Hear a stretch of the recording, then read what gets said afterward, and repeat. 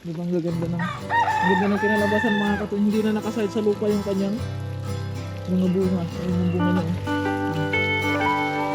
Ang dami. So baka alam nyo to mga katunying. Ang luto niya. At tuwing namumulaklak to mga katunying is wala siyang dahon. Ayan, yun.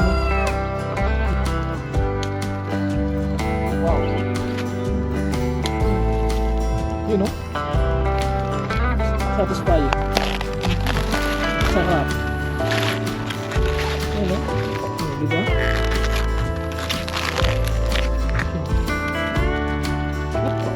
Inhale, exhale.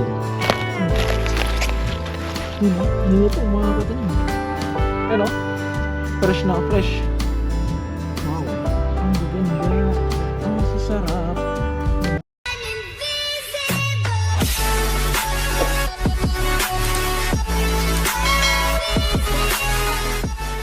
So what is up mga katunying, magandang umaga po sa ating lahat. At nandito po tayo ngayon sa ating garden na naman syempre. At ayun mga katunying, papakain tayo ng ating mga alaga bago tayo pumasok sa trabaho. At mag-harvest pala tayo ng kamatis mga katunying.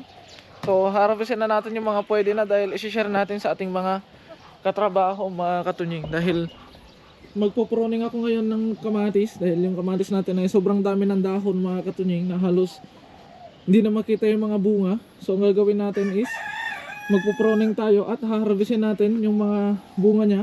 At the same time yung mga repolyo mga katunying, harvestin na natin tapos i-cultivate natin yan ngayon kapag kasya yung oras natin. Dahil syempre araw ng may trabaho mga katunying sa factory, limit lang yung oras natin. Kaya kung ano yung kaya natin gawin o kung ano yung mga mission na kasya sa oras natin, yun lang yung gagawin natin. At papakita ko pala sa inyo mga katunying yung natapos natin sa talong. So hindi pala siya madali mga katunying kasi nung nakarang vlog natin tatlo lang or apat yung natapos ko. Kaya inunti-unti ko siya mga katunying. Pag out sa trabaho ay dumidiretso ako dito. Pag out sa trabaho dumidiretso ako dito. Hindi ko na siya na-vlog, gawa ng konting oras lang yun mga katunying, mga 20 to 30 minutes lang. So ngayon naman mga katunying, pinapatubigan ko na siya. Ito na po yung update sa talong. So meron na po siyang stick. Ayan. Ganyan na po siya mga katunying. At ganyan na po yan. Yun o. Diba ang ganda ng kinalabasan mga katunying. Hindi na nakaside sa lupa yung kanyang mga bunga. Ayan yung bunga niya o. Ang dami. So diniligan pa natin mga katunying. So itong isa natanggal. Yan. Ba't natanggal to? Ayun yung ginawa natin sa talong. Sibuyas natin ay nalinisan na din. Ay kayo sumabit. Sibuyas natin mga katunying, malalaki oh. Yun oh.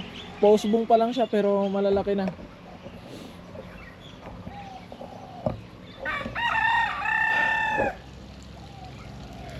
Natagal na tayo sa paggagawa nito mga katunying. Dahil akala ko dati madali lang siya pero hindi pala ganun kadali dahil isang maling pag-unat lang natin mga katunying ay pwedeng mabali yung sanga niya. Kaya kapag itinatali natin siya, ini-straight natin siya, ay kailangan nating maging maingat para hindi mabali yung sanga. So ngayon naman mga katunying, kukunin muna natin yung tubig dahil magpapakain tayo ng ating mga alaga, gagamitin natin. At saka papakita ko lang sa inyo yung puno namin dito mga katunying na namulaklak. Ang ganda ng kanyang bulaklak. Ayan no. Dilaw na dilaw mga katunying. Hindi ko alam kung anong klaseng anong klaseng bulaklak to or anong klaseng puno. Pero isang beses lang sa isang taon to namumulaklak mga katunying. Lapitan natin. Ayan o, baka alam nyo to mga katunying. Yung bulaklak niya. At tuwing namumulaklak to mga katunying is wala siyang dahon. Ayan, yun o. Yun o.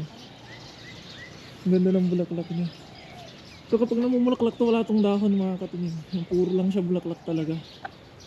At saka isang beses lang sa isang taon niya namumulaklak.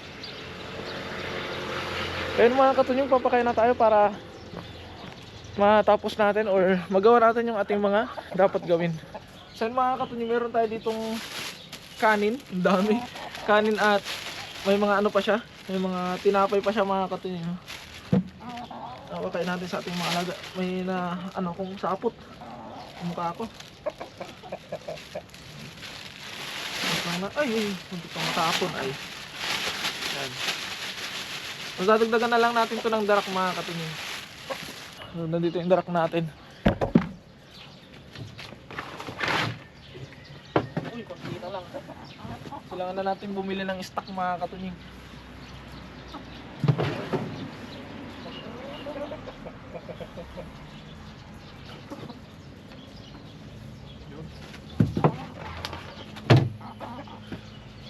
So, siyempre pagkatapos nating lagyan ng darak, tubigan na natin. Nang sa ganon ay maipakain na natin dahil nag-aantay na yung ating mga alaga. Huwag niyong banggan yung camera ko matutumba yan.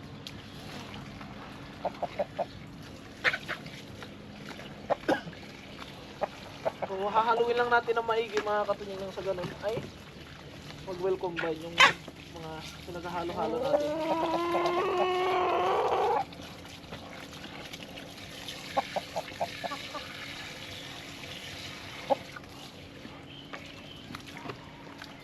Sobrang yata ng tubig ay.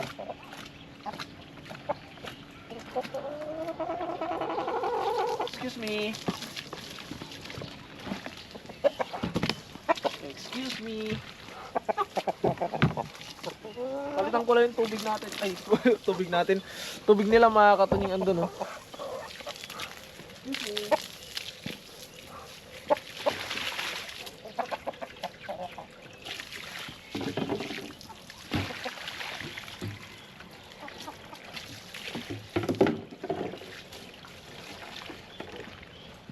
Kasi bubuhos na lang natin to sa kanila. Ay, sa kanila, sa kainan nila. Oh, let's eat. Sa kabila, sa kabila, kabila. Yan. Yun. So, magsasalo-salo na yung mga yan mga katunying. So, sugasan lang natin yung balde.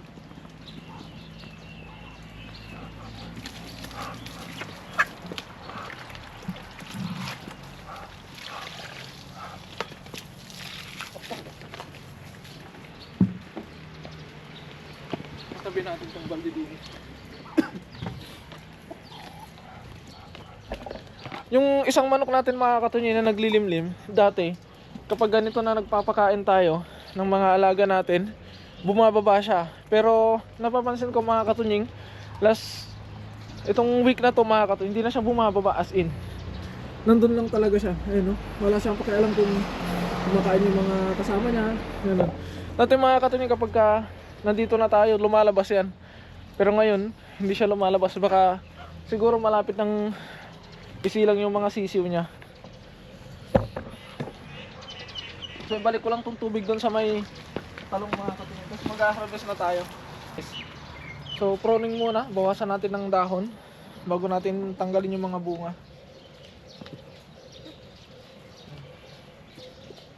Siyempre tulad ng advice nyo mga katunying, mag gloves para sa safety. Okay, let's go, let's go. Umpisa natin sa dulo.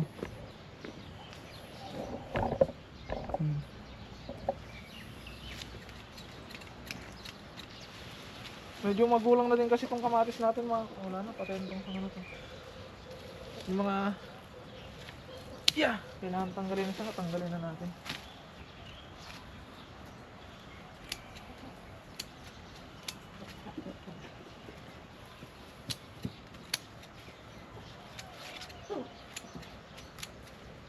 Pag natapos ng kamatis natin dito mga katunying, ano kayang susunod nating itatanim? Dito sa part na to. Dami lang to yung dahon. Unahin natin tong side na to dito muna.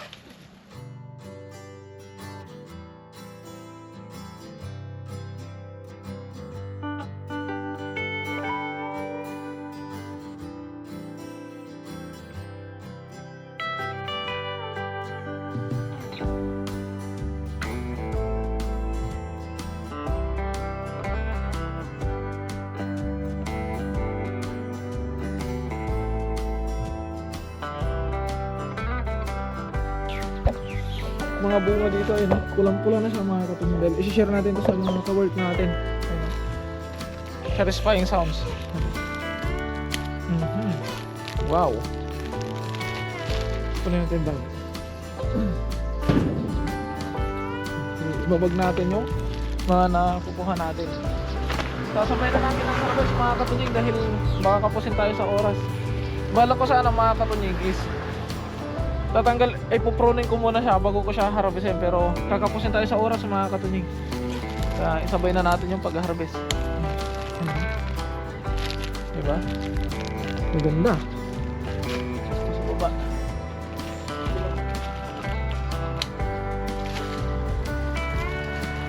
Diba, nasa kabila. Tapos ito namang mga bunga pa mga katunying ay paplastikan natin tulad nito para hindi siya masira.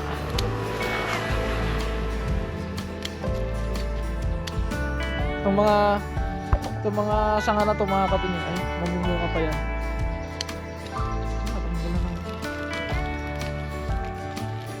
Pag mamunga ng kamatis natin, bawi na din to mga katunying dahil nakadaming pitas na din tayo dito, pero patuloy pa rin siya nagpuproduce ng bunga. Ayun, no? Yung mga katunying maganda. Hindi tayo nag-i-spray. Ang ginagawa lang natin, binabalutan lang natin ng plastic para hindi pasukin ng insekto, hindi masira. Mas bawas lang ng dahon, tapos tamang dilig, ganun na. Kung hindi natin matapos, ituloy natin mamaya. So importante ma-harvest mga katunying yung mga dapat i-harvest. Ay, nahulog ka. Ayun, no? Tignan nyo naman mga katunying kung gaano yan kaganda. Ang kikinis. Ano naman, walang ka-damage.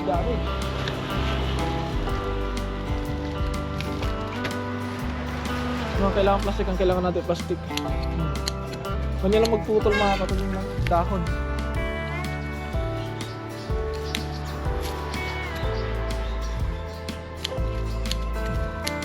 Mas bawasan lang natin yung mga tuyo, tanggalin natin.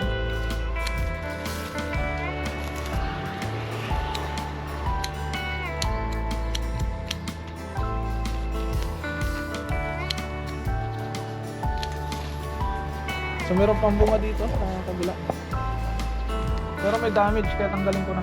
Kapag may damage mga katunying, tanggalin na natin kasi hindi na yun. Basta may tusok na siya mga katunying, tinusok na ng insekto, wala na yun mga katunying, hindi na yun lalaki pa, mabubulok lang. So dahil patapos na yung oras natin, kailangan ko nang pitasin yung mga dapat pitasin muna. Wow, sa mga katunying.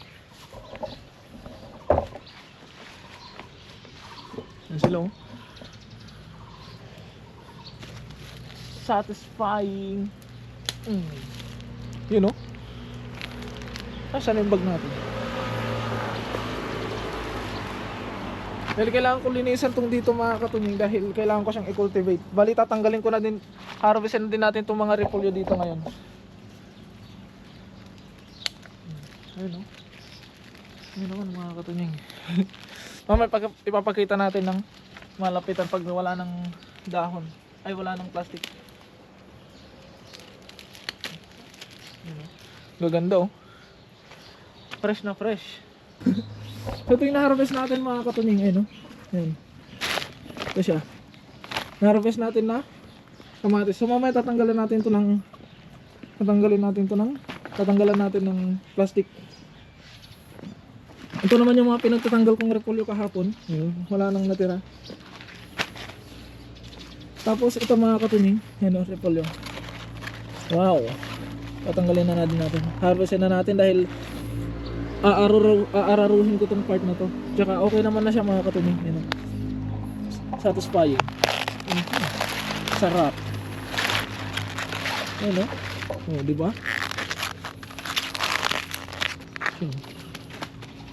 Not bad para sa taong nagsasanay pa lang sa pagtatanim ng repolyo. At hindi lang yan, meron pa. Inhale, exhale. Yun o, ang lutong mga katunying. Dalawa. Tapos ngayon yung pinagharvestan natin, bubunutin natin. Tapos ilalagay natin dito. Kakainin ng mga alaga natin yan mamaya. Hirap ay. Kakainin ng alaga natin yan. Kasi ito mga katunying dahil wala naman na. Tanggalin na din natin. Yan. Dahil mamaya i-cultivate kasi natin to. Tingnan din natin tong nandito sa kabila. Kung pwede na ding harvestin. Ay. Nandito. Kasi mga katong pwede din to. Pasira na nga siya mga katunying. Meron pa isang maliit pa, mas maliit. So ito sira na to. Pero pwede pa. Paumpisa pa lang na Paumpisa pa lang na pwestihin nila. Tingnan natin dun. Yan. Isang bag. Mas bunutin din natin to.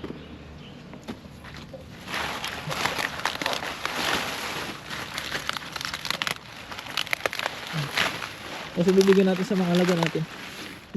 Meron din tayong sibuyas dito mga katunying pero medyo medyo sablay. Yeah. Bibigyan natin sa ating mga alaga to. Bibigyan natin dito. Kakainin nila to mamaya. Gagawin nilang snack. Tingnan nyo naman mga katunying kung gaano kaganda tong na-harvest nating mga gulay. Ayan o. Fresh na fresh. Wow. Ang gaganda at ang sasarap. Kaya ayun mga katunying, bali natapos na nating ma-harvest yung mga dapat nating harvestin. Pero yung mission natin na pagpo-pruning mga katunying hindi natin natapos. Nasimulan lang natin. So dito lang yung na-pruning natin sa side na to. Dito hindi pa. Itutuloy ko ulit yan mamayang hapon pag out sa trabaho mga katunying. Kaya maraming salamat po sa pagsama nyo po sa akin sa vlog na to. Thank you so much po sa lahat po ng walang sawang sumusuporta po sa akin mga nakakasama. Mag-ingat po palagi mga katunying. Saan man po kayo naroon and God bless po. Bye bye.